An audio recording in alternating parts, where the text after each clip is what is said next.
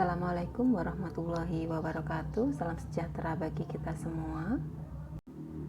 Pada video kali ini kita akan belajar tentang informed choice, dimana seperti yang sudah kita ketahui di video sebelumnya sudah saya sampaikan bahwa dalam menyelesaikan suatu masalah berkaitan dengan praktek kebidanan tentu akan ada informed choice dan informed consent. Nah, di video ini kita fokus pada informed choice. Next video kita akan belajar juga tentang informed consent.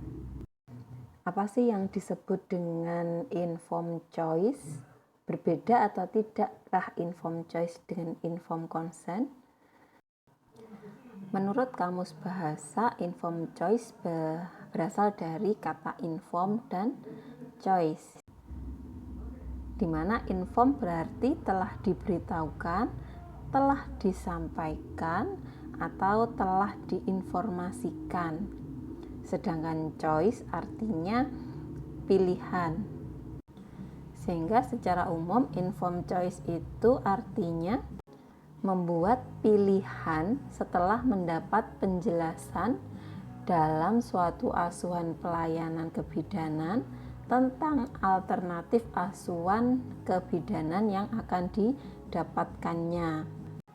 Atau dengan kata lain, informed choice adalah informasi kepada pasien untuk pasien memilih pilihan yang ada dengan jelas mengenai tujuan tindakan medis yang akan dilakukan, tata cara tindakan yang akan dilakukan, kemudian resiko apa saja yang mungkin dihadapi, dan juga beberapa alternatif tindakan medis, serta yang diberikan pilihan juga terkait dengan biaya medis guna mendukung proses asuhan kebidanan tersebut. Kemudian bidan, perannya dalam informed choice itu apa? Peran bidan tidak hanya membuat asuhan dalam manajemen asuhan kebidanan, tetapi peran bidan juga menjamin bahwa hak wanita untuk memilih asuhan dan keinginannya itu terpenuhi. Hal ini sejalan dengan Kode Etik Internasional Bidan yang dinyatakan oleh ICM tahun 1993, di mana bidan harus menghormati hak wanita setelah mendapatkan penjelasan dan mendorong wanita untuk menerima tanggung jawab untuk hasil dari pilihannya. Dalam memberikan informed choice pun seorang bidan harus memperhatikan beberapa hal. Di antaranya yang pertama, bidan harus memperlakukan klien dengan baik. Kemudian juga bidan harus berinteraksi dengan nyaman, memberikan informasi secara objektif, artinya tidak boleh secara subjektif sesuai dengan yang menguntungkan seorang bidan. Di sini memberikan informasinya harus objektif, kemudian mudah dimengerti dan diingat, serta tidak berlebihan. Bidan juga harus membantu klien mengenali kebutuhannya dan membuat pilihan yang sesuai dengan kondisinya. Meskipun nanti keputusan tetap ada pada klien, tapi seorang bidan harus secara objektif dalam memberikan pilihan itu sesuai dengan kondisi pasien. Kemudian setelah itu yang harus diperhatikan lagi adalah bidan harus mampu mendorong atau memotivasi wanita untuk memilih asuhannya sendiri. Selain itu, ada beberapa hal lain yang masih harus diperhatikan dalam proses informed choice. Di antaranya, bidan harus terus meningkatkan pengetahuan dan keterampilan. Kemudian yang kedua, bidan wajib memberikan informasi secara rinci, jujur, dan dimengerti klien. Bidan harus belajar untuk membantu klien melatih diri dalam menggunakan haknya dan menerima tanggung jawab untuk keputusan yang telah mereka ambil. Asuhan yang diberikan harus asuhan yang berpusat pada klien, dan bidan tidak boleh takut pada konflik, tetapi lebih menganggapnya sebagai suatu kesempatan untuk saling memberi, dan mungkin juga ini suatu kesempatan untuk penilaian ulang atau evaluasi yang objektif.